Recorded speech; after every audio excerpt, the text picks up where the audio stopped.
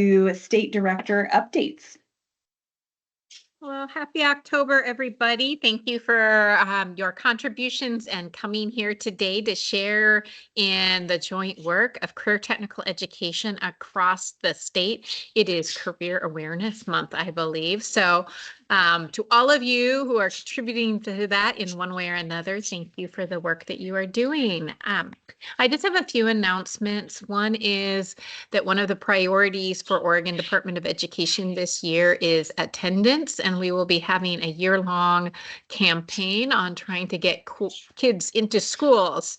And I'm happy to say that CTE is one of those reasons that our youth come to schools. They feel like it's relevant. They're excited about the work. They get to do fun projects. And so I know that we are contributing every day to our high schoolers showing up into our school.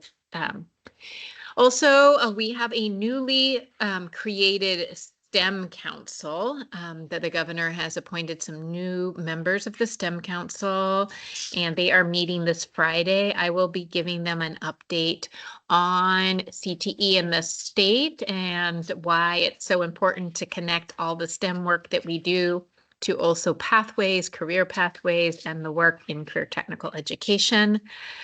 We have a lot going on. October is our busy month, I feel like. I don't know if any of you are feeling that way, but October is a busy, busy month. And last week, we had a conference in Portland. It was the best practices for CTE Administrators Conference. That's a national meeting, and it was held in Portland. And I know some of you were there, so thank you for coming. And it was a really good opportunity to hear from people all over the country on how they're implementing CTE and supporting it in their schools. We have coming up next week our CTE grant coordinator meeting in Bend, and we also have a boot camp to help support our new grant managers and as they learn all the complexities of this world that we live in.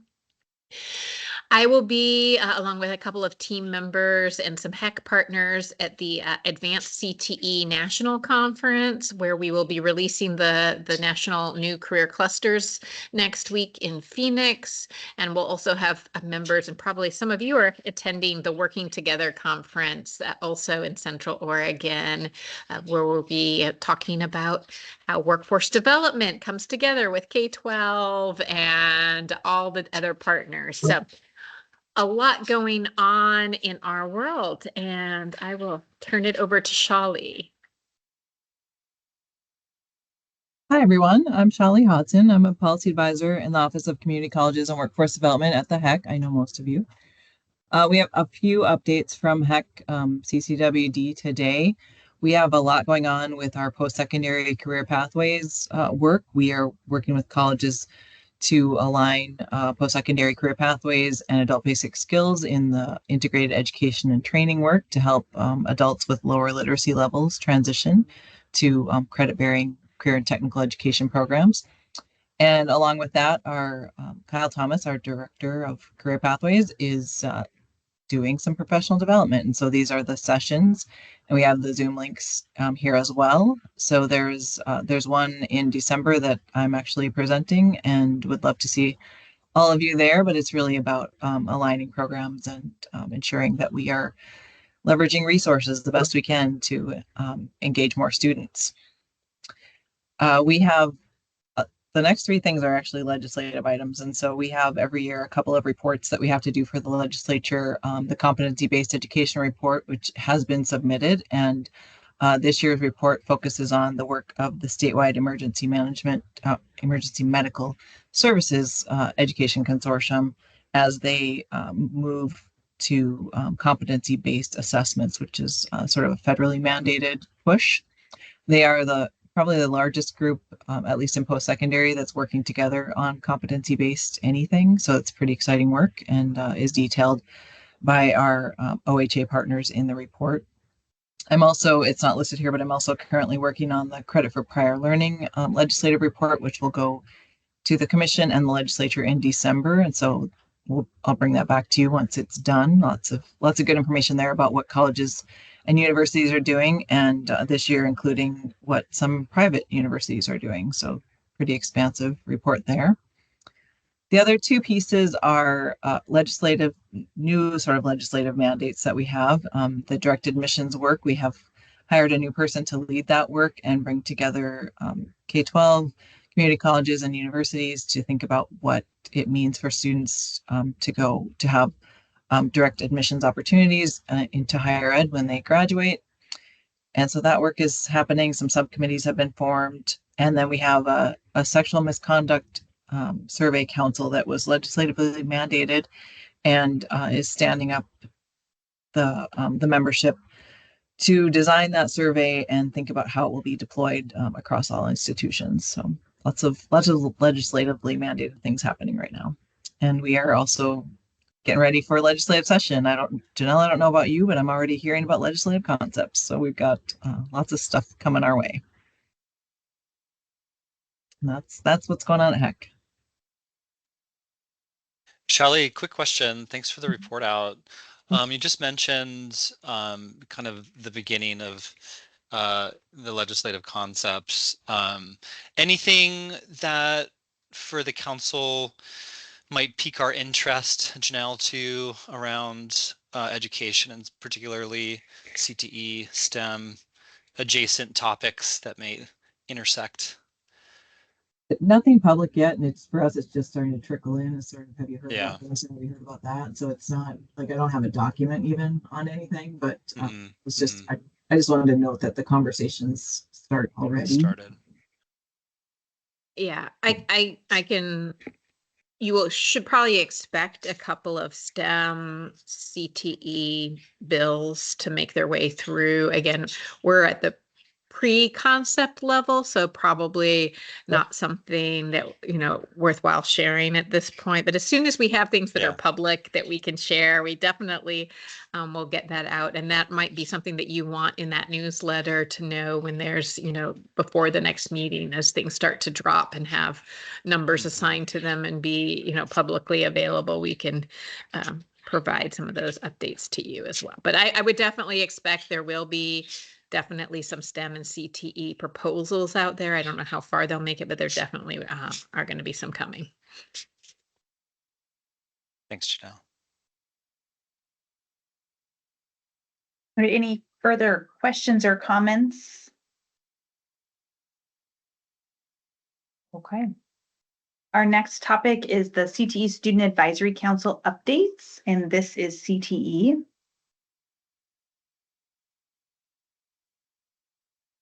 Darren, we can't change topics. We can't help you with changing your name.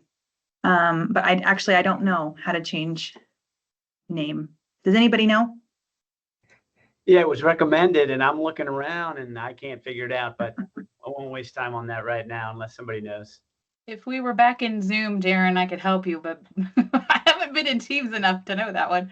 And I know Sarah is here, but I'm not sure if Sarah has audio capabilities. I know she was having trouble connecting. Well, I put it in the chat because if anyone knows, they can just plop it in the chat. It's worth a shot.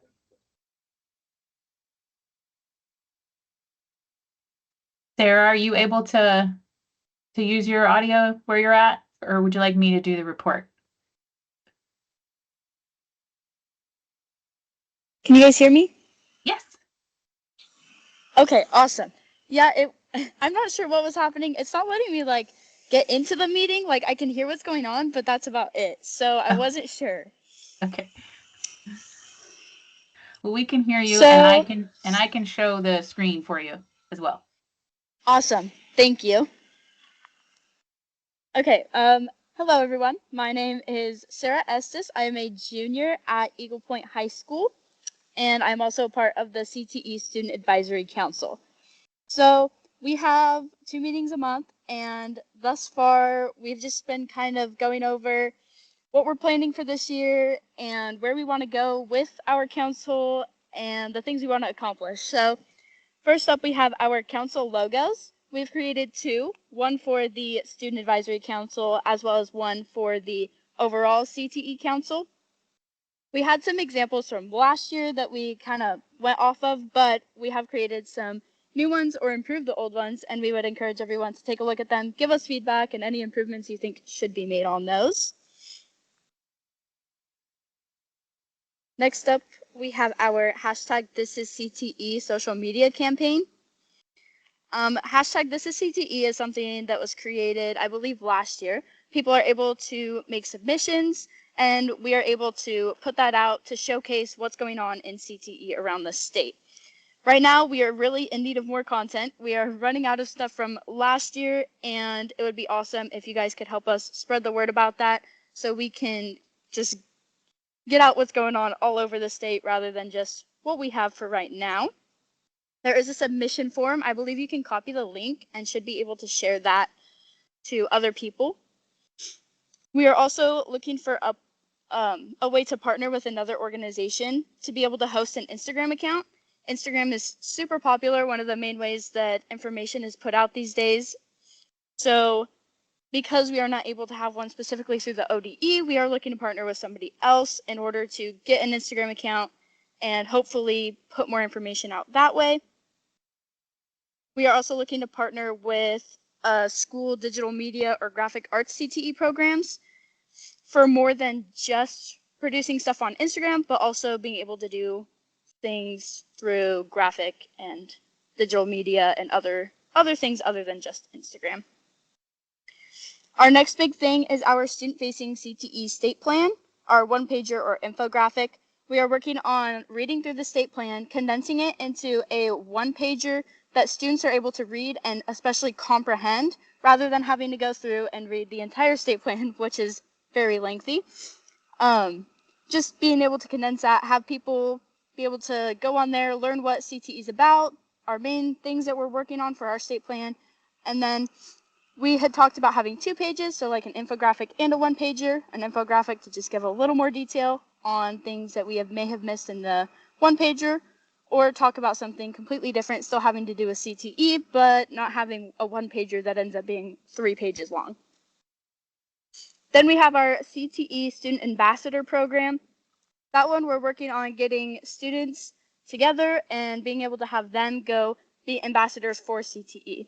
Being able to have students advocate for CTE, spread information about it, and get more people involved with CTE and all that kind of stuff. And then we also have our virtual job shadow program. We aren't super developed on this one yet, but the general idea is that kids are able to go virtually and see what someone does for their job in a day. So right now we're looking at just getting people possibly from like the ODE and having them have somebody virtually job shadow them throughout the day to be able to experience what that's kind of like and all that kind of stuff. We do have more ideas coming for that, but we haven't had a lot of time yet to really get what we need to be able to expand on that. So I think that's about it. I know I just talked like a lot and really fast, so if you guys have any questions, feel free to ask. And yeah, we just encourage you to look at those logos and give us feedback so we can improve those. Sarah, that was fabulous. That was just the right pace to keep our attention. And as you were talking about the one-pager infographic that was student-facing, my mind immediately went, if it's friendly for students, it's probably going to be friendly for everybody else. So I'm really excited to see what that looks like. Do you guys have any questions for Sarah? I do. Sarah, my name is Logan Garner. I work with a workforce board on Northwest Oregon. And if I want to share your submission form for This Is CTE with area CTE programs, do you have any requests about how we send those out, or any kind of preference in terms of the kind of feedback or information you're looking for, just so I can pass that on? So with our submission form, I don't think that there's anything necessarily specific that needs to go with it. Honestly, for submissions, we're just looking for students or adults who are a part of larger CTE programs to be able to say, this is what I'm doing, this is how it's helping CTE, or this is how we're involved in CTE, and kind of just, like I said, what they're doing and how it's involved in CTE. I'm going to be honest, I haven't looked at the submission form, which I should probably do. But when that's being shared out, and I don't think there's anything specific we need, but like I said, I need to look at that submission form, and then I could probably give you a little bit better idea. I can take that a little bit further, Logan. Just the submission form itself was created, like Sarah said, about a year ago with the students that were in the council at that point, and along with ODE to kind of get a sense of what we would need. So basically, it's just again a way for people to just put the information together for us, right? So the submission form itself really does give you step-by-step directions on what we're looking for, in the submission. So we would love, videos, pictures, and we just need to have kind of like that you're signing off that you're giving us authorization to utilize those items. And then, if and because social media is, so specific, we do kind of want to have a sense of what exactly you'd like it to say, right? So the form does walk you through all of those pieces. And we do have a marketing companion piece that the students are looking at right now just to see if we need to make any updates to that. We will also provide that for the council as well. We have the old set of flyers, but the students wanted to kind of take a look at it and see if they wanted to make changes for this year. So I will, once that's created, I'll provide that as well. And it has a QR code on it that can help people get to that submission form fast. So very cool. Well, I'm sure we can round up some stories, and we might even have some photos and videos from students we've supported in the last few years to add to that. So that's awesome. That would be great. Thank you. And thank you, Sarah. Appreciate you joining us while you're at school. Great job. Yeah, thank you for having me. Melinda, I don't know if Sarah's going to stick on much longer, but just hearing students talk about CTE and taking some of the leadership, it really breaks down the layers of away from the school that I am anymore. Like I'm not in a school anymore. And so it's really wonderful.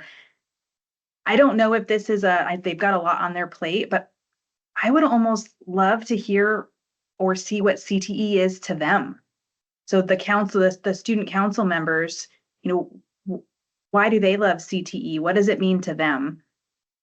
Just to remind myself why we're fighting for this. Sure, that's a great lead-in, Caitlin. They're actually working on. They want to make So when we started working on the CTE one pagers, kind of like trying to explain what the plan is to other students, but they want to start with what is CTE, right? So they are going to develop a what is CTE, and it will include what it means to them. So. Love it. That's going to be a great reminder for the work of this group too. Thanks for getting that going. Sure. Any other thoughts? Are we ready to move on to the next one?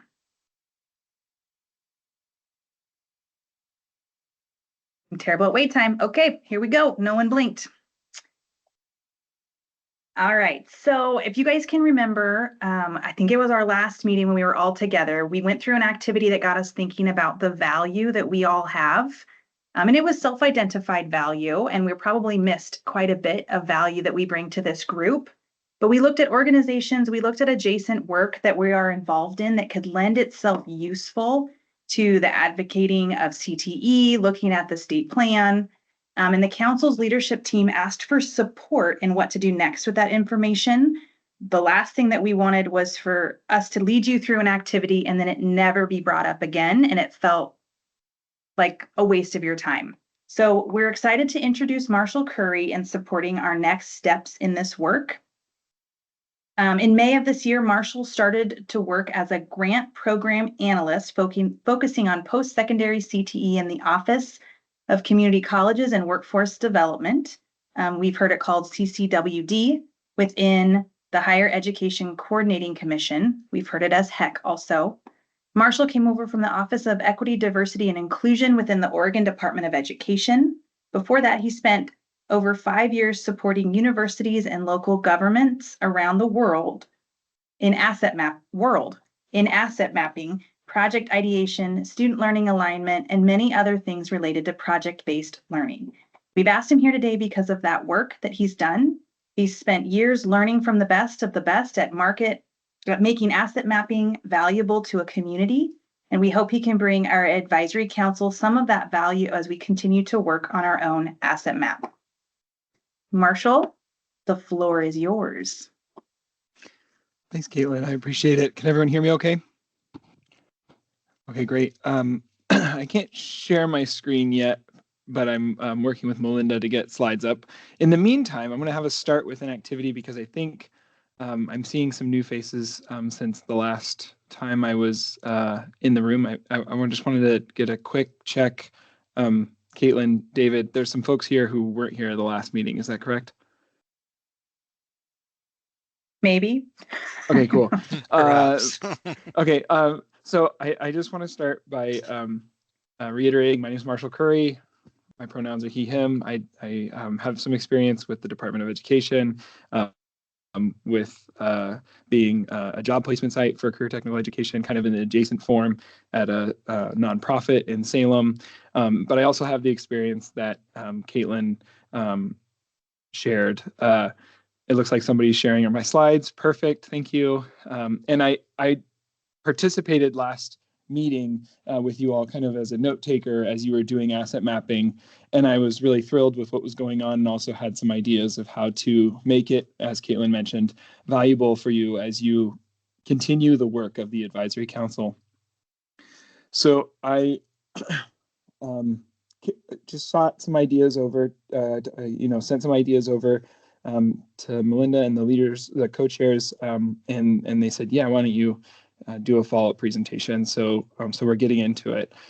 So what I want you to do is, and I'll share the slides after the presentation. If you'd like them before, please, Melinda and Mario, please feel free to put them in there.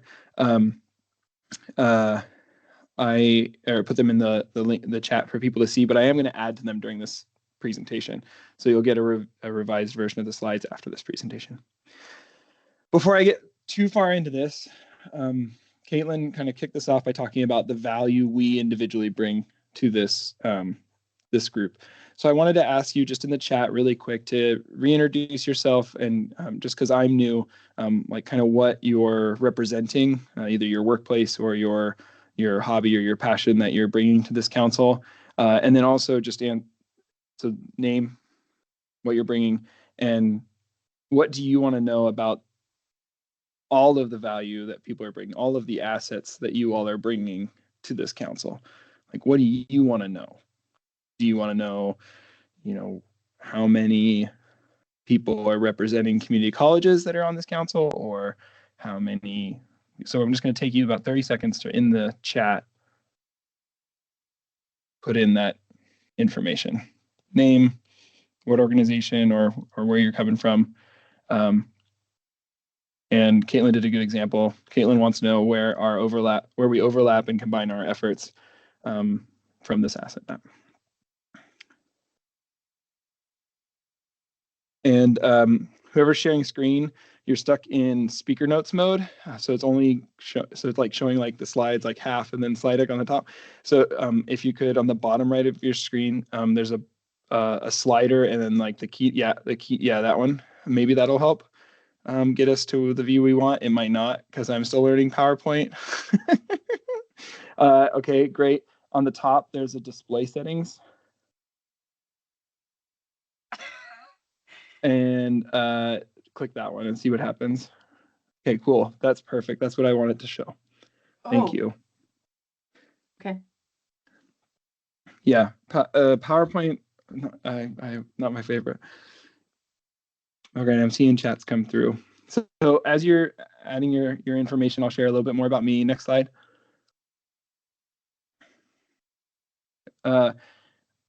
You've got the introduction from Caitlin. I shared a little bit about my experience. I just wanted to give you a couple links to validate my experience. There's a couple of links, one's to a local program and one's to a program in Indiana that I worked with, and they used asset mapping really, really effectively. And so I wanted to give you the links to their organizations to just if you're curious and you want to know more. And I'm bringing some of the things I've learned from them to this presentation.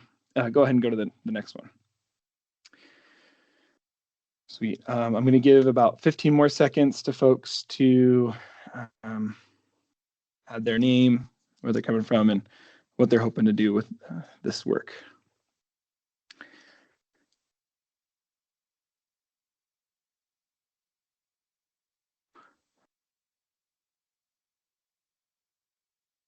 wait for one more.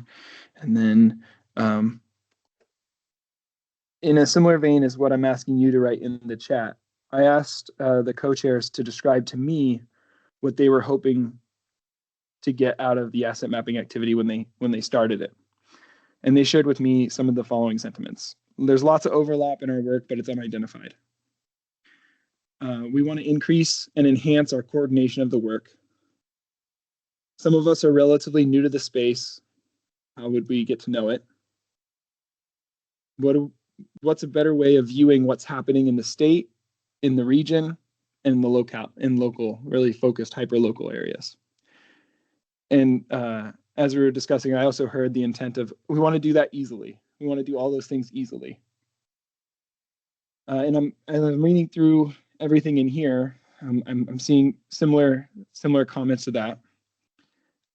And I also see the theme of us focusing on CTE as kind of being key as well. I'll talk more about that later. Go ahead and do the next 3 clicks. So I think you all are summarizing the purpose of asset mapping and the purpose of this activity for us is we're trying to work smarter, not harder. We're trying to illuminate the landscape. And this last one I want to call out. This is something that those experts I mentioned earlier that I learned from called out to me, is that we want to use this activity to reset our perspective of work. We don't want to talk about issues as much as we want to talk about assets. We want to talk about the things that are going right in our community so we can use them to tackle complex problems. And so I'm going to highlight that kind of going forward. Next one. So when you did this activity as a group in the last meeting, we had like a Google sheet and everyone was adding the information. And I just kind of wanted to like highlight that for everyone, that, you know, that's kind of, we were putting information into this Google sheet and it was shared, and we're doing a great job of adding information, categorizing it with a couple categories, giving some notes. And I saw what was happening. And for those of you who weren't there, we were in breakout rooms. It was good, but it was hard to see connections between the work. And so after the meeting, I took some time and I kind of took some guess liberties with the data, and I kind of moved it around in different places.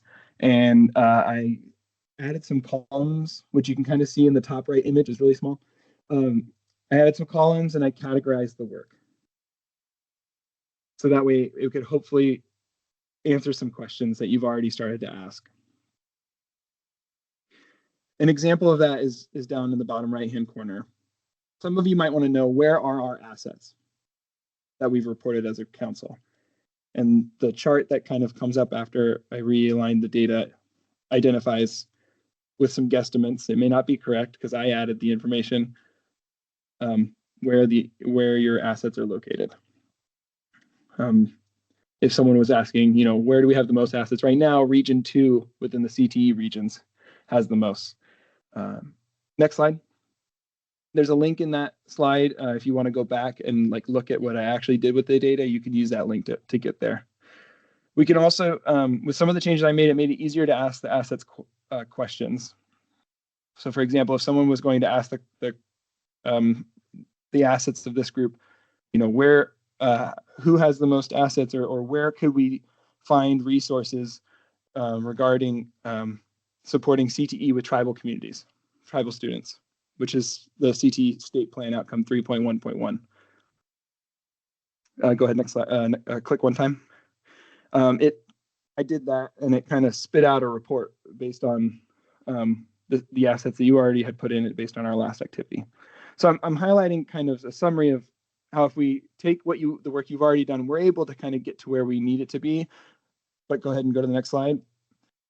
But there's some problems with how I did that, in that I created some filters by region, by person, by category, by state plan. And I think it can help generate new ideas. But the problem is I coded the information to give you a hypothetical example. It may not be actually correct. And I want us to learn how we're trying to do that. The other things I want us to identify is that there's some changes. So there's some other cons where when you're doing, or let's go to the next slide. We'll come back to the cons in a second. you all have already done a lot of this activity just now, but I want to give us a chance to look at this again. And Caitlin, I'll address your question in just a second. When you're doing asset mapping, and those of you who were in the meeting last time might have felt something like this. When you ask folks to list their assets or things they're connected to or things they do with their time, it can get fairly broad. I think we had some folks listing hobbies as well, which is great. You're involved with other groups outside of CTE. But what we want to do as a group is hone in on, what is the question we're asking our assets to solve, which is what many of you have already done in the chat. So I'm going to go ahead and go one more slide and then one more slide. I wanted you to think, Caitlin, I'll come back to your question. Like I said, it's glaring at me in the face that I should answer it, and so I'm getting distracted by it, but I'm going to skip it until later. Many of you have listed ideas in here about how you want to use the assets to learn how to help, how to leverage our resources, how CTE and STEM work overlap. And what we want to do is come together and frame that question in a very in a group way. So that way, when we continue thinking about our assets, as we enter more and more and more into this system, we can use it to make really cool reports and use it as we come up with projects to complete. What I want you to do now is I want you to take a minute or two to read everything that was put in chat. Read about what all of your other, all the officio and ex officio members are saying they want to do with this tool, this asset map that we're building. And I want you to come up with your own, like a more condensed or kind of bring to the top of what you're reading a final question, a final version of that question. One that defines what is the question we want our asset map to answer. And all of the questions that you've asked are still valid and might fall within that question, but we want to be very clear about what is it that we're really trying to answer with this asset map. So I'm going to give you another minute to think about, to read through the chat. And then after that minute, I'm going to tell you to put those ideas to see if anything, if you've come up with a different question, I'll have you put it in the chat.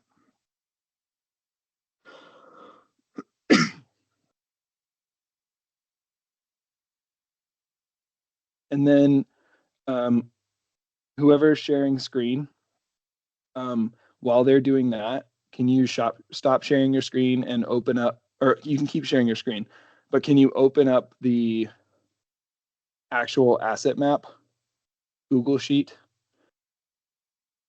I'll put it in the chat.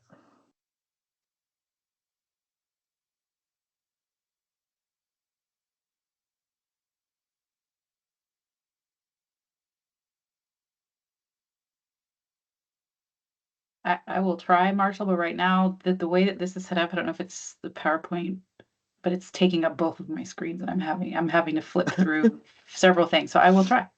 You can close the PowerPoint. I'm done with the PowerPoint. Oh, now that I just opened the asset map, is that what you wanted to see? Yeah. Okay.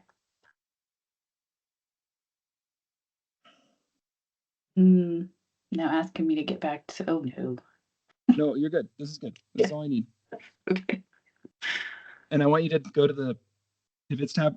I'm sorry, everyone, while you're reading, I'm interrupting your reading to get us set to try and honor time. The pivots. There we go. Okay. Caitlin, David, I'm trying to end on, okay, what did I just say and how's this going to make your lives easier?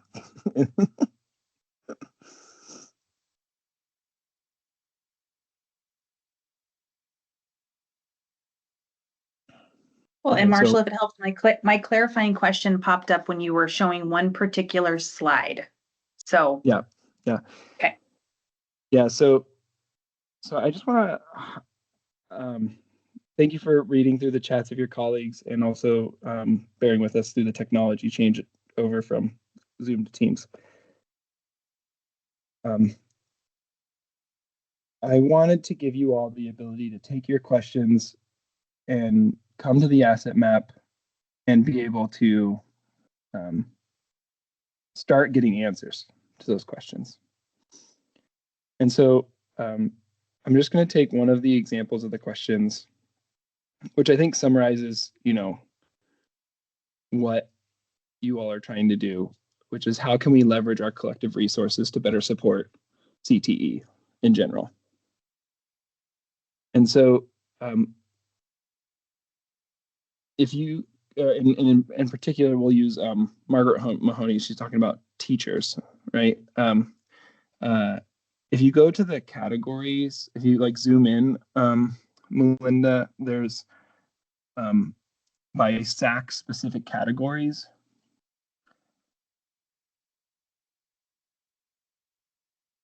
And to zoom, you can do Control and the plus button on your keyboard, or Command if you're using a Mac. It's only messing with the other screen. It's not messing with the one I'm sharing. So I don't think I can do that while I'm sharing. Okay. I'll summarize this. Basically, on the screen, there's a bunch of spitouts that are already answering your questions. Like, what are the categories of our assets? Who owns those assets? How do we, can we communicate with them or not? I've drafted a form with the Oregon Department of Education team, and we're still polishing off that form to make it really easy for you to add additional assets to this map in a way that automatically kind of gets entered in the same way as we've set it up now. So that way you can have quick charts, quick frequency tables, quick breakdowns, quick filters for all of the assets that are entered in the system. So that way you all can, again, use them effectively to get to your goals as an advisory council. So I'm going to have you stop sharing your screen, Melinda. And I'll end on this. You're going to get an email from me with the slideshow and with a form, a link to a form. And that link to the form will ask you, and co-leaders or co-chairs, please affirm me in this assignment. We're going to ask you to do about 15 to 30 minutes of adding additional assets that you might have or that you might have connection to. You're going to spend time adding one additional asset per form entry and do that for about 15 to 30 minutes. Think about these questions, and they'll be in the slideshow, all these questions that your colleagues asked, and see if you have assets that answer those questions or could be connected to those questions. After you've completed the submission to the form, we'll begin to help the leadership team organize those and use those to do project ideation going forward. Or if you have how are we going to, make moves on outcome 1 of the CTE state plan, I'm going to coach the leadership team of this group to how you use this asset map to inform how you're going to take the next step. If you participated last meeting and you added a bunch of assets already, I do not want you to spend extra time adding them again. I will work with the leadership team to send you what you've already submitted, my guesses on how to categorize them, and prompt you to correct them in a format following this meeting. Yeah, sorry for the technology glitches as we made the transition from Teams to Zoom. And I just wanted to end on a thank you for listening to me talk about asset mapping more than I wanted to, and meaning I was hoping for more team Zoom screen sharing so you could ask more questions, and that's my fault on not preparing for that. And I just wanted to say thank you, because when I've seen the communities use asset mapping effectively, they've really gained a lot of momentum and a lot of traction to build momentum around projects they want to see, especially when those projects are extremely complex, like the one we're trying to work on with this group. So thank you, David. Thank you, Courtney, for the opportunity. Or Caitlin. Sorry. I'll only hold it against you for the Caitlin. next 30 seconds. Thank good. you, Marshall. Caitlin, do we have time just to kind of open the floor for to the council members for any questions to Marshall. I Just to think it kind would of be in our best interest. Yeah. put a pin in it if we need to, because we don't necessarily have all the time in the world today to cover the answers to any questions, but just to kind of take note of them for Marshall as he continues on this really great work. So thank you, Marshall. Any questions?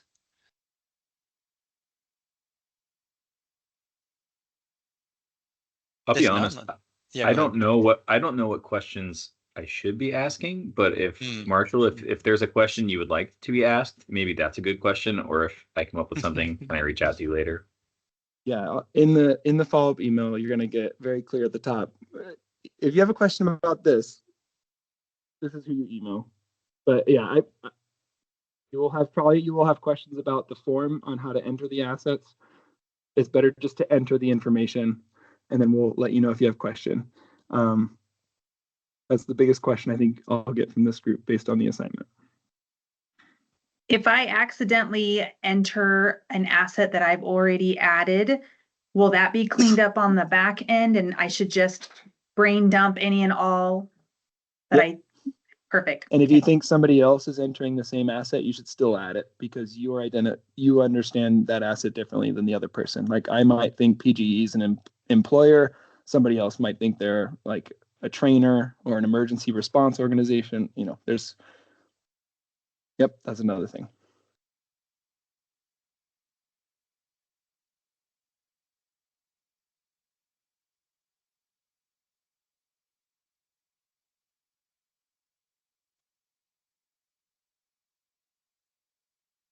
All right, thank you. I'm sure there will be a firestorm of questions, Marshall, once we have time to digest everything. So just take your calm now and prepare for the storm.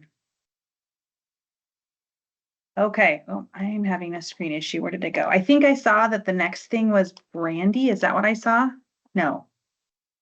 Yes. A legislative report update as it relates to CTE. Yes. Melinda, are you going to share or do you need me to? Okay. I can totally do that for you, Brandy. Okay. Wait, but is it PowerPoint? Yes. Is that okay? It's more of a test with Melinda. Okay. Oh, okay. She's got we'll this. test Melinda. So I'm Brandy Clark, and I'm the work-based learning specialist with the Oregon Department of Education. And this report is not related to work-based learning necessarily, but one of the duties of this role regardless. So every year we are required, the Oregon Department of Ed, the Higher Ed Coordinating Commission, and the Oregon Bureau of Labor and Industries to submit a report to the legislature on issues related to CTE. And Melinda, if you'll click to the next slide. So the legislature has given us 7 goals that they want us working towards and collaborating on, and that we are required to share with them updates and progress on what we've done tied to those 7 specific areas. And then we are also allowed to provide some recommendations in relation to CTE of things that we might be hoping or asking for as we move into future years to continue to support and hopefully make successful our students. The link in the corner of this is to last year's report. If you're curious or you really like to read very, very long legislative reports, you can kind of feel free. The current report is still in draft form and being reviewed by leadership as we speak. So it's not ready to be shared yet, but it will be shared with you when we're ready to do that. But today I am going to highlight a couple of things just so you have an idea of what we put into the report. And then Janelle's also going to talk to you about the recommendations section that really is actually a reiteration of our previous years as leadership decided to kind of reiterate the same recommendations again to kind of stress and continue that need and focus of those areas. Go ahead and click, Melinda. So there are many highlights throughout the report because we give highlights, like I said, for all 7 different areas of what's happening. So I'm giving you a very, very high level, just so you kind of get a picture of the kinds of things that we talk about and are included in the report. So one we regularly report on is the supporting of youth apprenticeship in our state. We only have one right now, which is through the Hillsborough School District. And so there's a lot of learning still happening there about how to support youth programs in our high schools and what that looks like from BOLI's side, from the CTE side. So we do a lot of collaboration and work around that and kind of sharing the current challenges and the efforts we've made to kind of try to overcome some of those. The group also collaborated this year on a very large, the U.S. Department of Labor issued a notice on proposed rulemaking around apprenticeship that would affect everybody nationwide. And so they opened up that rule for comments. And so our group collaborated to how would this new rule changes affect Oregon apprenticeship, Oregon pre-apprenticeship, Oregon youth apprenticeship, and our position and requests in relation to that. A lot of the report ties to things like new CTE supports that were provided or developed throughout the year. So this year we talked about a teacher mentorship framework that had been piloted with Caitlin's area, and also talked about some new professional learning communities that were established across career clusters statewide to bring teachers together in their learning areas.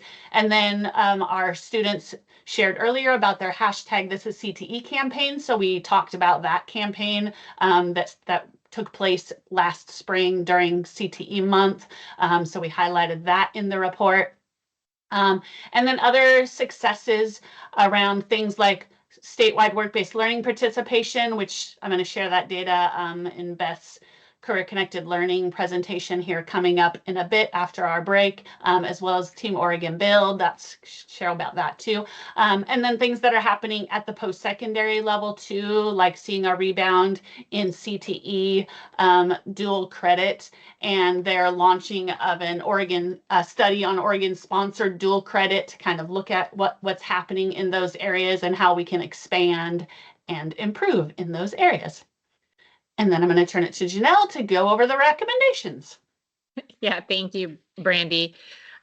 This report, if you look at those priorities and what we're supposed to address, this has been on the books for quite a while, I think since I came to Oregon. So over almost 15 or more years that we've been writing this report every year.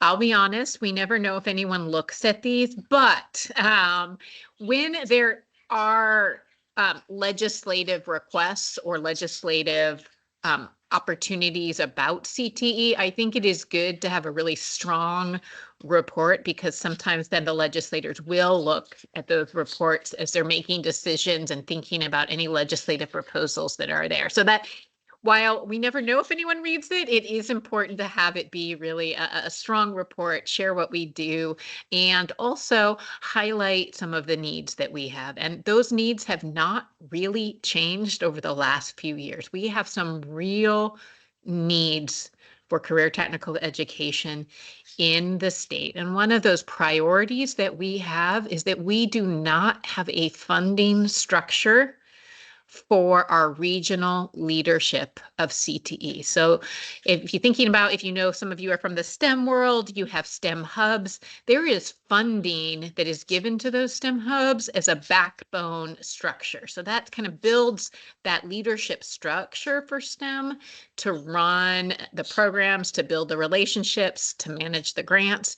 We do not have that same funding structure for CTE in the state. So that is a real need that we have. And we also know that the costs of consumable CTE programs are more expensive than a language arts program. And inflation, cost of the consumables, cost of personnel have all gone up. Our Perkins, that's the federal funding award that used to fund everything we did for CTE and is still a prime funder for CTE. has only gone up 1% each year for the last few years. And if you think about teacher salaries and the cost of wood or any consumables in any of the programs, those have gone up quite significantly. So we're one of only 4 or 5 states that do not have a funding formula directly tied to CTE that supports ongoing CTE maintenance of programs. So we do not have a structure in our state to fund that. So again, we're recommending that. And again, we know how important it is to link all of this assets that we have, all these many great systems into one clear communication around how you can connect business and industry. I heard that in some of the comments, like, how do we make this more efficient? Like, we're working with business and industry and everybody's working with business and industry. How do we create those? Having that career connected learning system navigation to help bridge all these great systems. So we're still recommending all of those things. The next thing that we're really looking at is about that intentional alignment of our work. So again, make very explicit the need for CTE as a bridge between workforce development, youth apprenticeship, K-12. Ensure that ongoing coordination is happening, and that the funding for STEM or for youth workforce development, that we're aligning how we're spending those funds so that we're leveraging these funds to make a bigger impact than if we're all working on separate issues. So right now, if we all work on separate things, we make, a good impact. But if we were all combined and really focused on working together, we would have a much greater impact on the outcomes for our youth and adults who are in these programs. And then finally, around youth apprenticeship programs, really streamlining our processes and how we think about youth apprenticeship, how we support youth apprenticeship, or also we have a lot of pre-apprenticeship programs in our CTE programs. It's a great, earning while you're learning and having a certificate that can actually get you hired is a great model, particularly if we're looking at equity of access and opportunity for economic mobility. So really having strong systems to support building that bridge between education into employment without a huge amount of debt for the individuals is an important pathway to have. So we're continuing to push for that, though it's all a little bit up in the air as we wait for some federal regulations that might throw some wrenches into that pipeline. But those are really what we're continuing to recommend. These are nothing new. We recommended the same things last year. Again, I do hope if there's some long session, we do have some CTE bills that people will read this report. We will send out that draft for you all to see before it goes to the legislators, and we will be submitting it before the end of the year. So, Brandy, did we want to get some? Yeah. These are our questions for you, and you can turn and talk to one another. I don't know, did you want them to break up, Brandy, or? I mean, there is a Padlet there, but I also know that we're maybe only have 2 minutes left in our assigned time slot. So Okay. I'm going to leave it to Melinda. We would love to have further conversation, or at least have some, if we just take 2 minutes to maybe post things in the Padlet so that we stay on task. That would be fine with me if that's approved. Homework. I feel like people don't usually do homework in my experience as a teacher and further. So I'd rather take maybe only 1 minute now, but we can, whatever. I think we can give a few minutes for people to put a few things into the Padlet. Yeah, go ahead. And if you have a question, feel free to unmute. Yeah, you can also unmute now. Janelle, thanks so much for this report out, Brandy as well. And while I acknowledge that these recommendations are not new, I'm just kind of wondering, I'm thinking about it kind of from a governance approach or lens, which is to say, or ask rather, who owns these recommendations? Does your office own these recommendations and becomes a partnership with BOLI, other key partners in moving some of these recommendations incrementally forward, or however they get moved forward, or whatever pace or rate they get moved forward. But like, I'm kind of just wondering, like, who's accountable to those recommendations? Who owns them? Yeah, that's a really good question. So we are the people who are tasked with writing and submitting the report, ODE, and particularly Brandy. Thank you, Brandy, for Thank you, doing Brandy. that. But it is a joint report. So we have a writing team that includes people from BOLI and HEC, and the report needs to get approved through leadership of all three agencies. So this is joint work. Some of the requests we've made really do need some policies beyond just our individual agencies to help it be sustainable and continue the work through changes in leadership and others. So I think that is, why we're making recommendations to the legislature to really help drive. I'll say, like, the alignment work and the partnership work, it's ongoing. We do that every day. We do it at all levels. And it comes and goes as we have staff shifts. And what would really make it more sustainable is if it was not only from the ground up, if like we're going to work together, but also from the top down saying, you will work together, and not just write a report about it, but like actually do the work together. So I think you really need both directions to make it sustainable and work.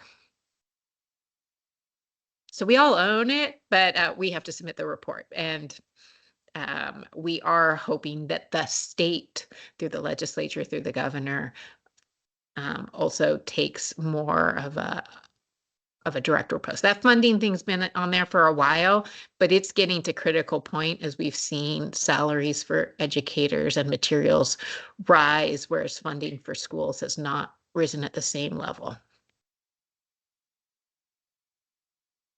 Okay, thanks. Janelle, do you know what that budget request might be? I mean, fully funding the administration and the leadership? Yeah, we have some estimates. It depends on like if we kept our current regional structure or if we modified it, how much, but we do have some ideas about how much it would cost, per region to have a coordinator. I think we've modeled it on two things. One, the STEM hubs and how they are funded, and then the two with the aligning for student success. We put liaisons in each ESD to help with integrated guidance and integrated application. So we also have that model of like what it would look like to have at least a partial staff member at each ESD whose responsibility was to help lead. So I do have some rough numbers around that. Okay. The other question I wondered about in all of that, does it make sense to think about an aligned structure in the state, sort of focused on career-connected learning, work-based learning, career readiness?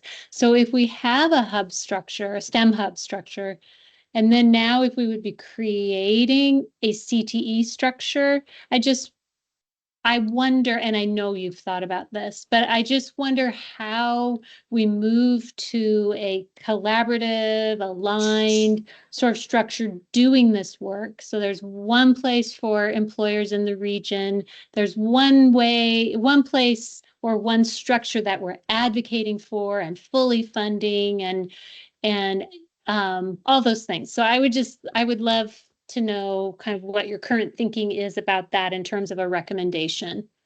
I mean, I absolutely would recommend that we have a common structure. I think there are challenges in Oregon with that. I'll say Tennessee did a few years is they changed all their structures and they said it came from the top down, like this is not working, and they created one common structure. So workforce development, economic development, ESDs, colleges, like they created just one structure, regional structure, and it was the same on all. We have so many different partners and so many regional I said that to Reard, and he's like, you can't tell me that I won't be able to solve that problem. So they made a nice resource. I can share it with you. It shows all the different regions and who does what.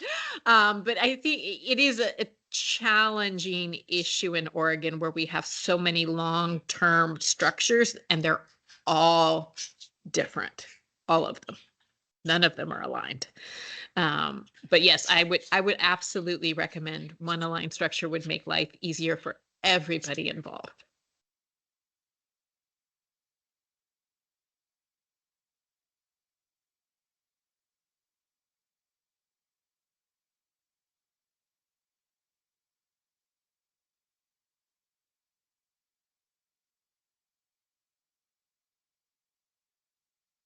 Thanks, Melinda. I guess they can look forward to some fun reading if that so excites you to read the full draft when we're ready to share it with you. So thanks, everyone. Okay. All right, should we give everybody a 5-minute stretch break? All right, so let's come back. My clock says 3:06, so 3:11. Let's be ready to move and shake on the next thing. Yeah, let's get started. All righty. Yeah, thank you for joining, by the way, and sharing what I expect to be awesome information that we can create some shared understanding across the Advisory Council of Career Connected Learning in the state of Oregon. So thanks for being here. Yeah, thank you, David. And thank you to the rest of the advisory board for inviting us to go ahead and share some. I wanted to make sure that you're aware that I have partners with me here. So Susan Samick and Eric Juniman and Brandy Clark all work with me on our CL leadership. And I'm lucky to have Darren here today too, who is a Career Connected Learning Systems navigator who's been doing this work for the last few years.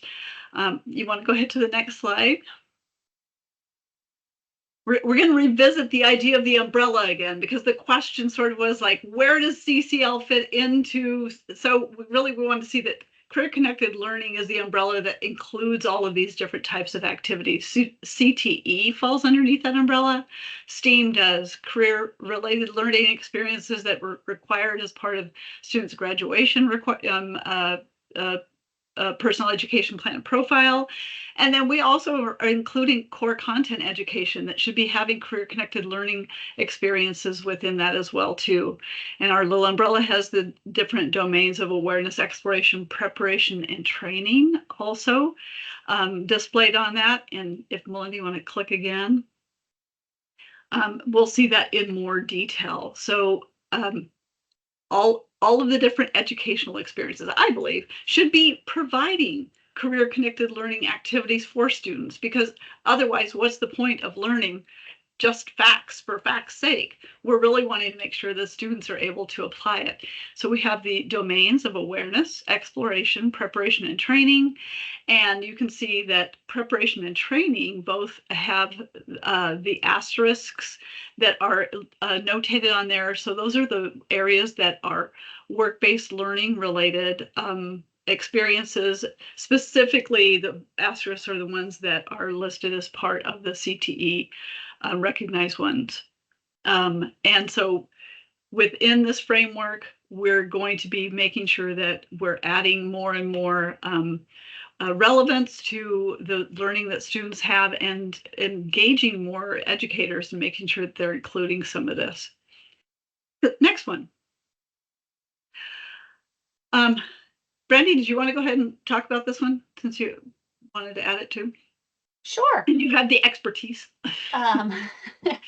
I mean, I never miss a chance to talk about work-based learning, so it is my job. And like Beth said, work-based learning are some of those activities that are happening in the career preparation and training pieces of the framework. And so sharing a little bit of data that we've been collecting around work-based learning. So you can see when we first started collecting work-based learning requirements in schools beginning in the 2021 school year, we were around 33% of our CTE graduating concentrators, which are students with 2 or more credits in their CTE program, were participating in work-based learning. previous year, we went all the way up to over 58% of those students participating in work-based learning. So despite the craziness that has been going on, we really have seen growth and wonderful things happening in work-based learning. And I definitely want to highlight that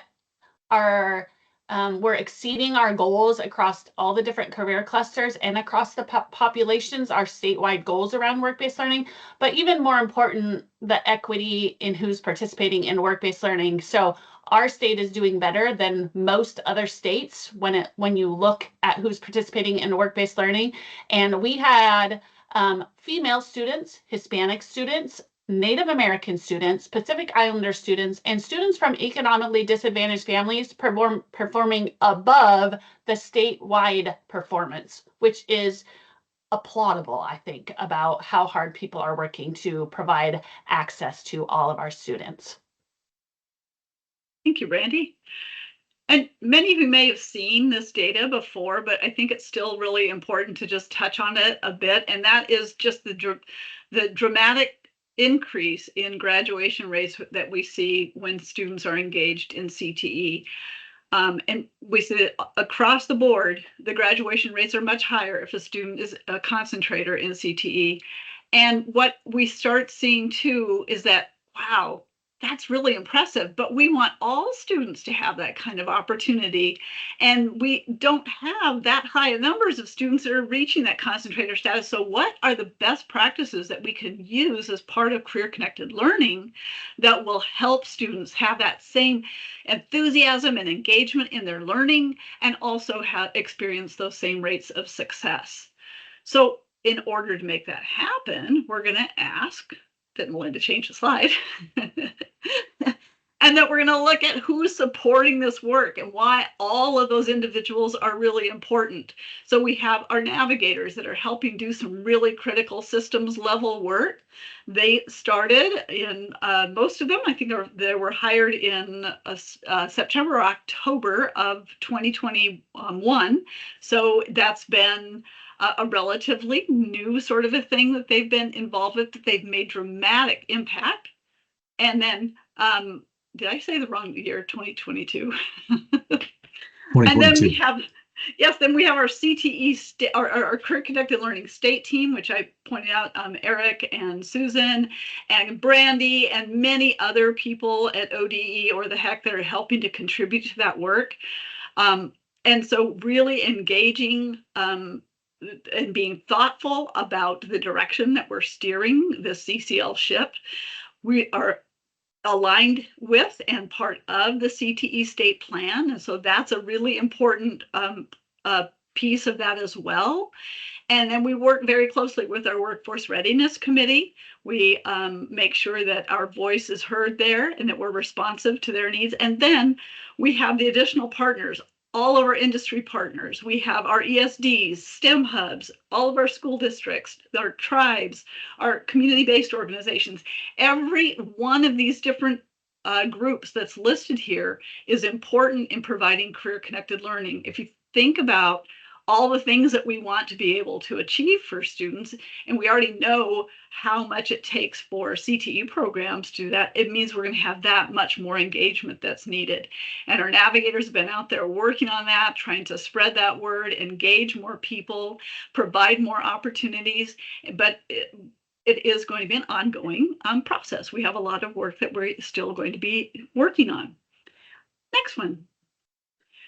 So what are some of our priorities? As we do this work, what have we really focused on? So we really want to make sure that we're providing those equitable CCL experiences. We want to make sure that all students have those experiences, and we're putting from K through 20. So it goes into community college and university experiences, apprenticeships, and other ways that learners go and access career experiences or career development experiences. We also really want to focus on developing and fostering those constant connections and alignment with partners. We have to make sure that everybody feels engaged in this work, that the work is important to them, they can see a difference, and that they feel that they're valued. And then if we have to make sure that we have more experiences for students. We really need to make sure that we have ways that help students get just like excited about their schoolwork and then about their future careers. Frequently, having, in my past life as a teacher, you get those students their senior year that they're so excited about graduating, and then they're also so nervous about what the next steps are.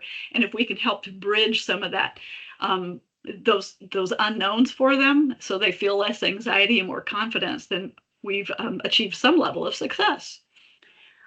We're also utilizing guidance from the Tribal Education, Employment, and Culture teams and the American Indian Alaska Native Advisory Board Committee and the Gov2Gov. Susan does a lot of, that's like her main focus of that work. And if you're wanting to ask her questions about that, I'm sure she'd be able to share some more information with you too. Also supporting increased in alignment and opportunities for American Indian and Alaska Native students in both CTE and Career Connected Learning. We also want to collect some relevant data. That is taking us a while to be able to actually formulate exactly what are the data points that we can collect and should collect, and what mechanisms we may need to have be created so we can collect better data. And then once we get information, we want to disseminate that to our partners. Recommend new strategies, success metrics, and priorities. We're constantly trying to collect information to figure out what we can do to make sure that we're staying on top of latest trends and developing strategies that will work. And then really focusing on embedding career-connected learning to standard coursework around the state. We've just about finished a course that will be available for school districts to be able to use. And in order to make all of this work, we're going to need some sustained funding because, it takes people's time and effort to do that. We want to make sure that we can continue to support them. Melinda, can you change the slide? Not you. You're great. So how are we embedded in the state plan? Well, you can see where we're noted in the state plan, and then really looking at some of the strategies, the different things that we are working on, like attending Future Ready Oregon industry consortium meetings, or representing, serving and representing career connected learning advisory boards and work groups. We continue to get more connections and requests as we seek out different partnerships. Some of this may be done by our navigators. Some of it are done by the staff at ODE or the HEC. Participating in Workforce Talent Development Board meetings and hosting career-connected learning summits. And so you can see there's a variety of different activities that we could do. We've been involved in those. We continue to build on those. And we really focus too, like on the cross-pollinating work by making sure that we're working with other agencies, seeing where those opportunities already exist and where we can collaborate and elevate the work that we all are doing together. And then making sure, a very high priority is making sure we have that tribal representation in career-connected learning design and implementation and the different resources that are created. Next one, Melinda. So then, what are some of the tools that we have created, some of the different resources and ways that we're supporting this work? So, before we got started before we started this in 2022, these things didn't exist. So all of this stuff is new. And when you get your copy of the slides, you can hover on these, it'll show you. So we have the book looking one, that is the comprehensive school counseling course and the career connected learning course. That's where that is housed or will be housed. The comprehensive school counseling course is already there, and it's helping to facilitate comprehensive school counseling in all districts. Even if they don't have a counselor, it's going to support them in creating that and being more aware of how CTE and career connected learning help meet the goals that all counselors have of providing career awareness training and education. And the career connected learning course will be specifically about how to start embedding activities and developing a school-wide approach to adding career-connected learning to the curriculum. And Darren, those haven't been promoted much, mainly because the career-connected learning one won't be done until November 14th. So we don't want to promote it before it's all done. And the comprehensive school counseling one has been promoted some, but more with the counselors around the state. And we'll continue to promote that once the CCL course is done too. The career journeys down below with the little honeycomb is a series of short videos that were created to really tell the stories of young Oregonians. They're 3 to 5 minute videos accompanied with a longer video that tells a more Q&A kind of a story of how they got there. There are also toolkits for teaching and adding this to the curriculum. There are around 40 stories now, and we just recently had completed the final 7 stories from different tribes in Oregon. So now all 9 of the federally recognized tribes are represented in the series. And I would so encourage you, if you haven't seen any of those yet, please go ahead, take a look at the stories. They're inspiring and also very moving, and the students are able to see themselves because they're all younger people too. They're not a grandma like me telling them what to do. Our Career Connect Oregon resource hub is full of different resources that can be used to support people learning about it, implementing. Families can use this to work with their own learners at home. There's just a breadth of resources up there, including one of the new tools that has been added in the students section. Students can look at a whole different set of information about each pathway. So they can go on there.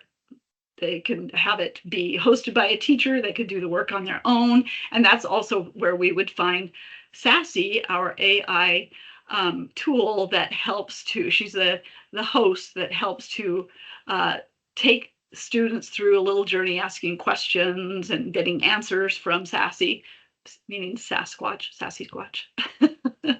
and she will help them be able to answer questions they may have about their career journey. And then the Career and College Collaborative, C3, has a variety of different resources. There are career journey maps located on their website, as well as different lessons that can be implemented in the class.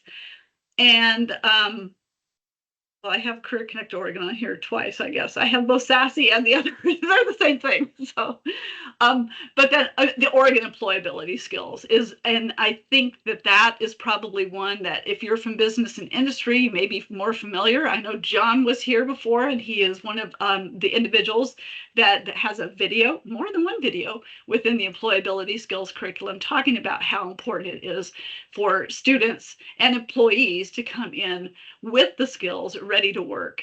And there are 10 different skills that are within the series, and there is curriculum for elementary, middle school, high school, and adult. And there's also an e-learning component too. And what we're finding is a lot of our employers are really finding the e-learning is very helpful for them in supporting their own workforce, because maybe you have an employee and you're doing a little bit of, it's your annual review and they need some help. Maybe in one of those skill areas, you can just say, hey, there's this great resource. Go ahead and finish this little exercise.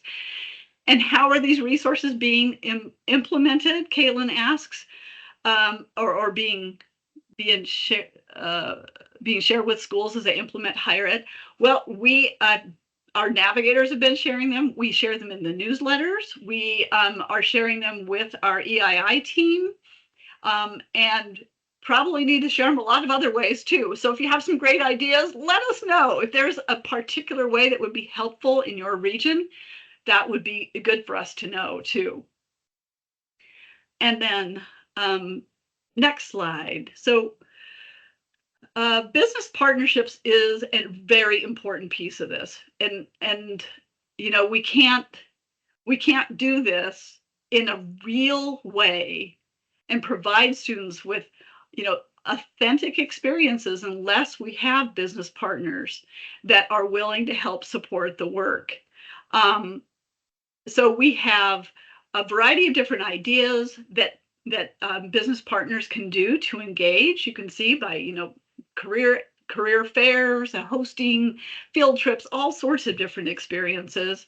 Work-based learning probably is always going to be one of our challenges, to make sure we have enough really relevant experiences and that we don't overwhelm any of our business partners while doing so. But whenever someone has a great idea, we're hoping that that you can reach out to us and share with us. The navigators are very helpful, and Kate also had mentioned, you know, STEM hubs are doing a lot of this work. You have partners, but I think our discussion earlier about bringing the systems together would definitely make it easier for everybody. But we're here to help navigate this system and make sure that students get the opportunities that are out there for them. And when those partnerships work, next one, we see some really great work that gets done. I just wanted to share a few different things that we have had happen. This is by no means a exhaustive list of examples. These are just a couple. So Columbia Gorge Community College, their navigator, was working with business partners, was working with their education partners, and really trying to identify what's something that's a meaningful project that we could have in our region. And they found, in his research, he found out that Chenoweth Elementary School didn't have a playground. No playground at all. And so what could they do as a project? So they had business partners that work in manufacturing that were really interested in doing something. The community college manufacturing program was interested.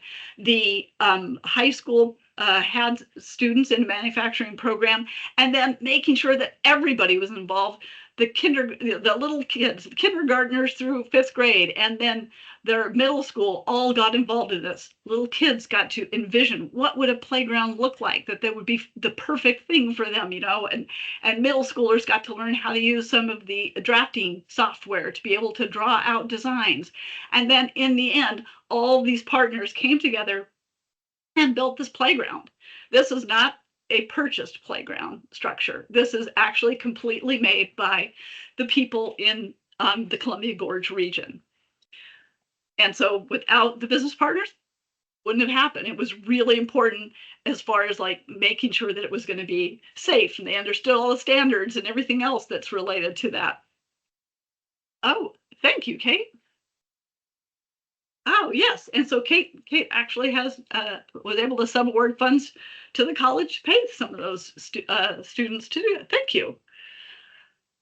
Team Oregon Build is another example. And I think that going back to it, if we had funding for consumables, this is what you can do. It's not just an issue of consumables, but it's like, what do you do when you bring all those partners together? So Team Oregon Build has been able to purchase the equipment, and then we've also been able to support, because you have to have people that are overseeing this large of a project, to help provide professional development to educators, and then also all of the equipment and the materials needed to build structures that are either sheds or cottages, or then additional material like benches and flower boxes and stuff like that. And so because of this, we are having around 5,000 individual students. That's not, they may have worked on one, but around 5,000 students in Oregon be able to build these different structures that will now be used to support people who are experiencing houselessness or who have been affected by fires, you know, Oregon's disaster um, that we end up experiencing, unlike hurricanes or something. Fires are what have displaced a lot of individuals. And so the students are engaged, learning skills and certifications and doing something to help their communities. So it's bigger than just a class. It's so much more. The Oregon employability skills would be another example within these activities.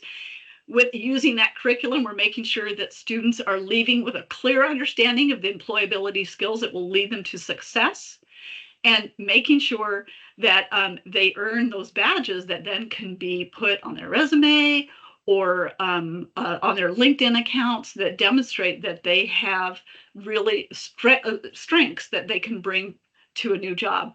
And then our last one would be with the Career Connected Learning Toolkit and course that will be available that is definitely linked to all of these different entities coming together and supporting this work and moving career connected learning forward.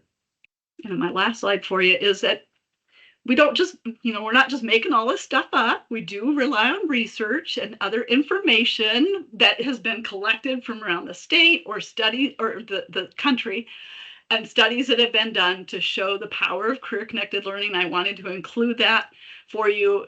If you have, some light reading that you'd like to do, actually, they're very engaging articles. I would say the Taking Flight one I find very powerful, and the Gallup poll also. The Gallup poll especially shows how career connected learning is not just about those technical skills, but it's about who I am, students and their self-worth and what they can do, what their potential is. Oh, no, Kyle, that's a good question. We don't have that on the website, but we are going to be doing some updates on our website, so we can definitely add some. Thank you. So if you have questions for myself or any of the other Career Connected Learning team members here, we welcome them now. You can stop sharing if you'd like.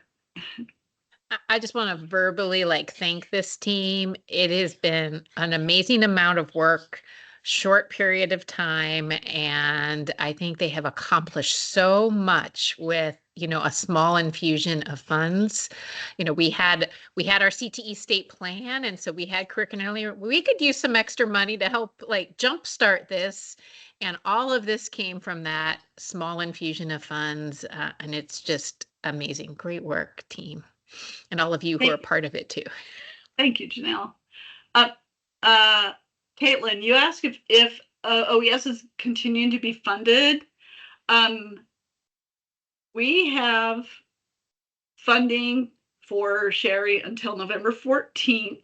I'm really hopeful we'll get more additional funding. The curriculum will stay up though. It's not going to go away, and it will be fully accessible. I think we've got a 5-year contract paid out for that period of time. But yeah, we're hoping to get some additional funding for Sherry to be able to do facilitate trainings. If you are interested in the training though now, sign up as quickly as you can.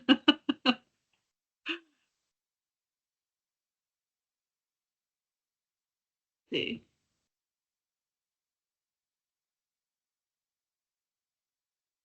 Oh, Beth. Yes, Darren. David, yeah. Yeah, I just wanted to echo Janelle's sentiments about just the breadth and depth of work that this represents. I'm particularly interested in career connected learning as a business and industry representative on the council. And I'm wondering, what do you see as the biggest challenges to expanding and growing career connected learning in the state of Oregon? I know funding's on the table. I totally get that. And that might be the pinnacle, the apex upon which everything else flows. However, I'm wondering, if we could set aside funding for just a second, I think there's some kind of themes in the chat here around dissemination of information and, teacher input. And I mean, the data, just really last comment, the data on slide 5 is just incredible. It's just astounding. I love to see this data around graduation rates. And those in CTE programs. It's just that, I think I've said it out loud before, or maybe I've just said it to Janelle. I mean, that right there is just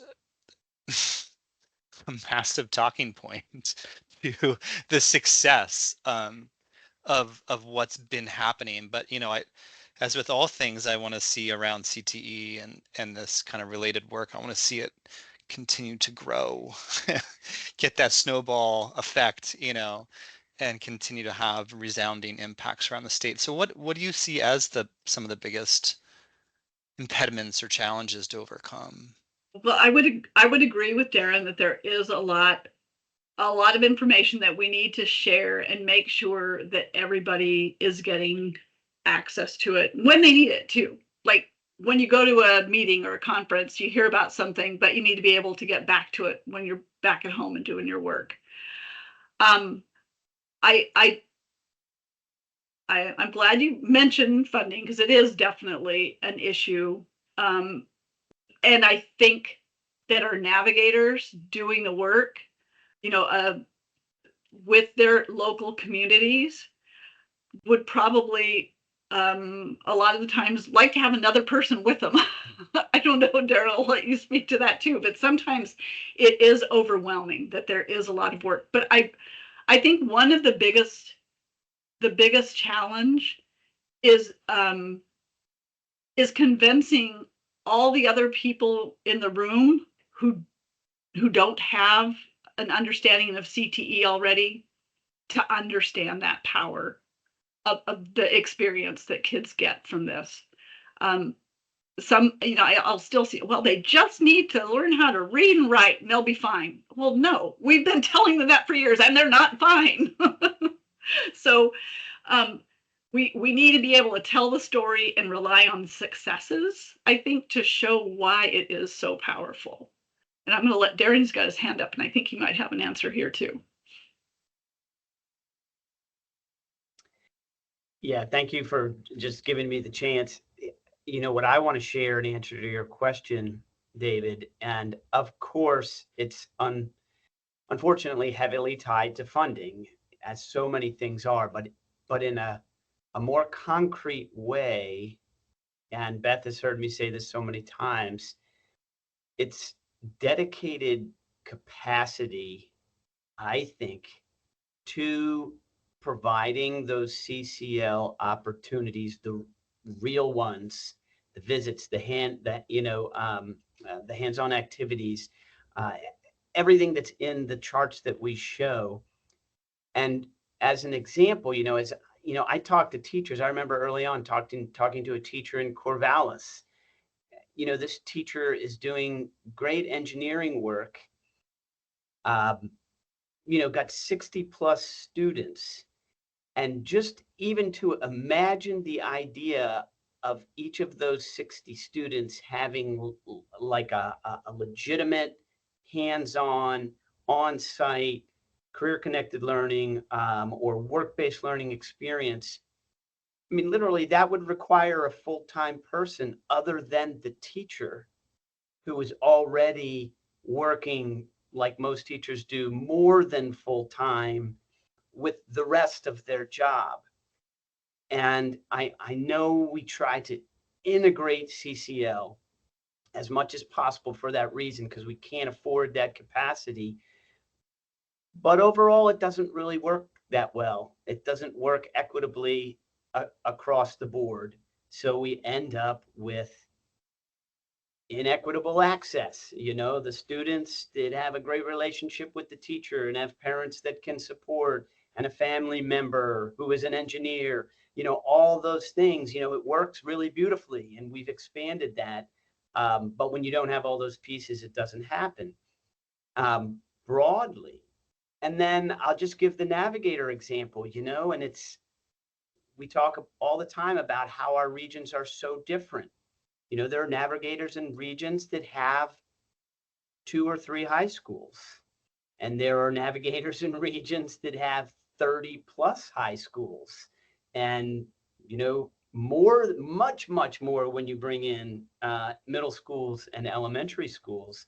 I mean, we're middle large, I would say, Lynn Benton, and we have more than 30 high schools and middle schools if we look at them all together. So you think about, I often feel badly talking to folks about trying to help those schools get students more ongoing and equitable CCL experiences, because I am doing it. I do a lot of work, but there are huge numbers of students that still aren't getting it. And schools and teachers, teachers that I still haven't spoken to because it's just so big. So sorry for all the time, but for me, the answer is dedicated capacity. And a start would be, it's small and it's gigantic and expensive, but it would be a career connected learning position in each of our high schools.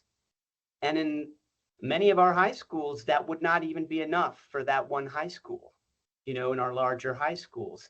But I just continue to think that way. How do we think that way? If it's not a full-time part of people's work, we're not going to have full-time success. And I hear what you're saying there too, but I also want to add that career connected learning can't start at high school. So we need to be able to engage our educators in the elementary and middle schools to start doing that awareness and exploration work so that students are better prepared when they get to high school, that they aren't just learning about CTE programs as a sophomore, or, just happen. Maybe it's not even very well publicized. They're having to look at their student catalog to even find out about it. So it's really needing to build that system up from the very beginning and change what we expect for students. I was reading one of the articles each week, that ODE has come through our communications team, and talking about 68% of high school students say they're bored. I'll tell you what, those teamwork and build kids, they were not bored. They were engaged. And so we need to be able to change that too. Yeah. Absolutely. And I think, and to reiterate on what Beth said, we heard universally from the tribes the importance of that career connected learning starting early and continuing through 12th grade, as well as the involvement of families and communities and business partners. So that integration of the partnership between the families and the community and business is very, very important to this element as well of success. and it does take a relooking at the purpose of education and what our goals are. And we haven't done that in a long time. And we have a system that's very much still built like from the 90s on like our system's built so everybody will go to a 4-year university, and my goal is graduation. And once they're graduated, I don't, good luck.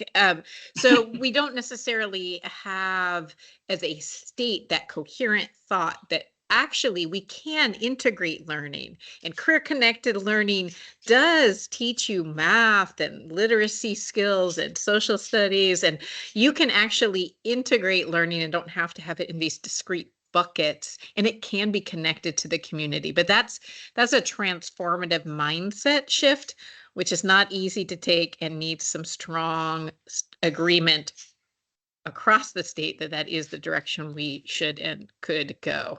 Or we need some examples of that. And we have some schools that are doing great work, but that would free up some of that capacity if that is the job of school. If schools thought that was their job, they would find ways to have more capacity to do that than we're doing now. And Caitlin, your question about standards, we're working on developing those.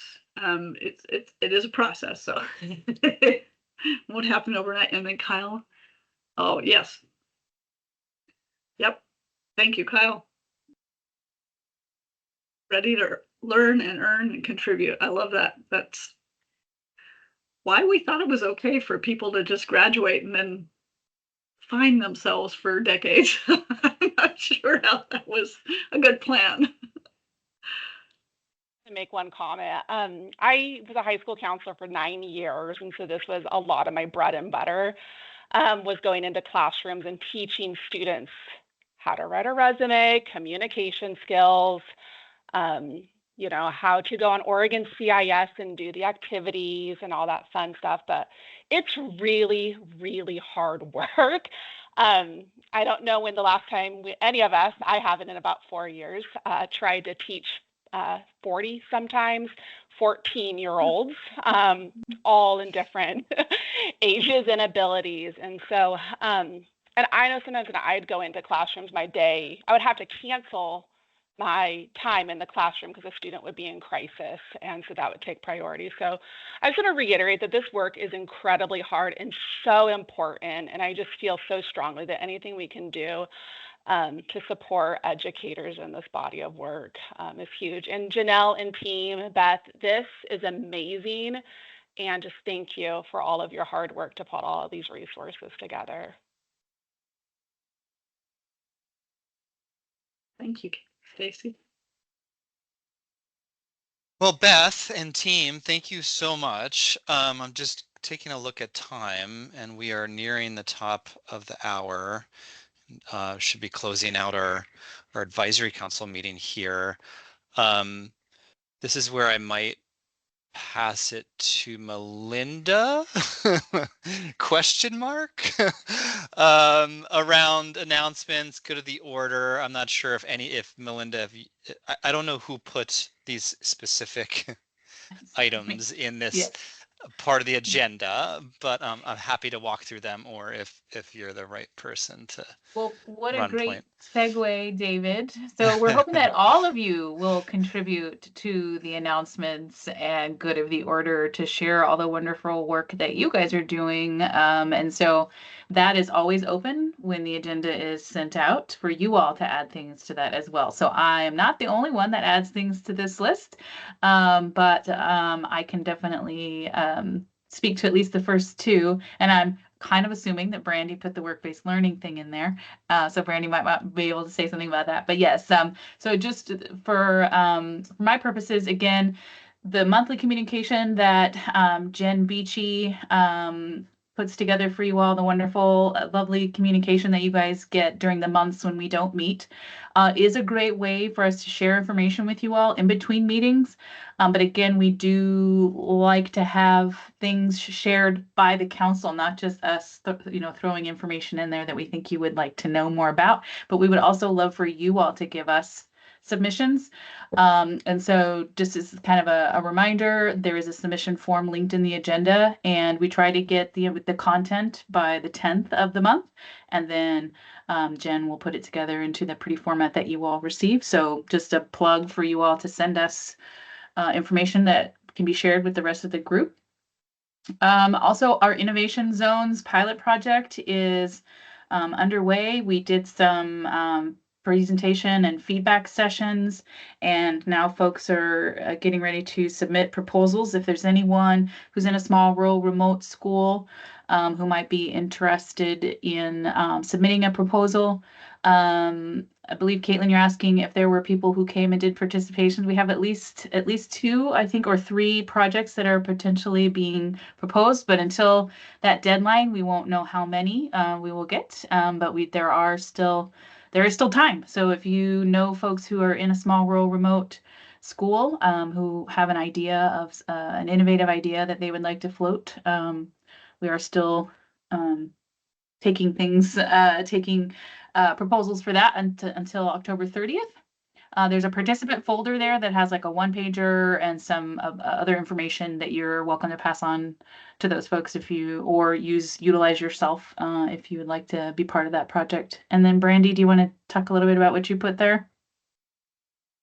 I don't really need to say much, but we are just starting a work-based learning communication plan, and we're just trying to show that there's a lot of support and excitement around work-based learning and wanting to do more industry connections and kind of show where we are. So we would love to have you list. You really just have to give 2 clicks, or you can share why work-based learning matters to you, but it's really quick. So we're just looking for as much support as we can to help expand support.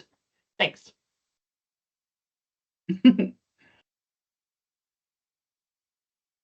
All right. Is there anything else? We have like 6 minutes left. Does anybody else have anything that they would like to say verbally or share with the group before we let you go enjoy the rest of your Wednesday? Two things, Melinda. Yeah. One thing, I just want to thank all of our guests today. So Marshall and Beth and team, everyone who joined us who don't typically join us on a regular basis. I want to say thank you for taking time out of your day and for the partnership. And then two, I should know this. When's our next advisory council? Just wanted to put that on people's radar.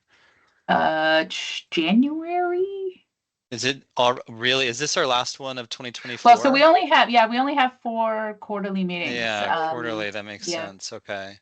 Unless y'all want to Wow. move to more frequently, which we can discuss. But yeah, that's So are we saying like Happy New Year to everybody right now? Is that appropriate?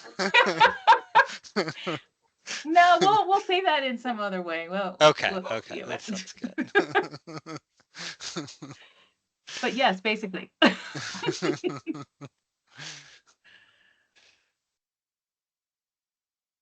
That's all I have. So yeah, I guess we'll see you all in January. Thank you all for your service. Happy holidays, apparently. Thanks, everybody. Okay. Thank you. Bye, everyone. Bye.